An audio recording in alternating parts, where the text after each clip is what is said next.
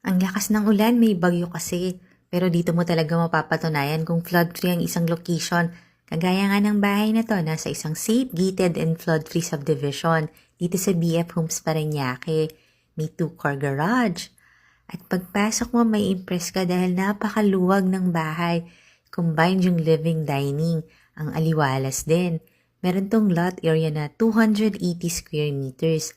Ang floor area nasa 370 square meters.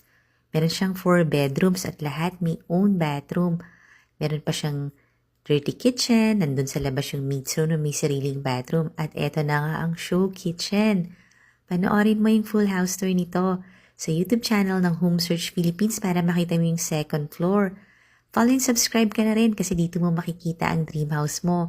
Yung price and details nasa comment section below the video.